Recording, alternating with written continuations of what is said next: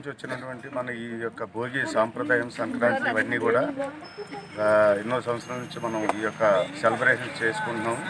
అలాగే ఈ భోగి రోజును జరిగినటువంటి భోగి మంట ద్వారా మనకి ఉన్నటువంటి ఈ చెడు చీడ మొత్తం తొలగిపోతుందనేది ఈ యొక్క మన నమ్మకం. కాబట్టి ఇక్కడ నుంచి మంచిగా మనందరం మంచి ఆరోగ్యం ఉండాలని ఈ యొక్క భోగి మంట తర్వాత మనకి ఆరోగ్యాలు కలుగుతాయని కోరుకున్నాం. అలాగే పిల్లలు, పెద్దలు అందరూ కూడా చాలా చక్కగా సరదాగా ఈ యొక్క పండుగని సెలబ్రేట్ చేసుకుంటున్నారు.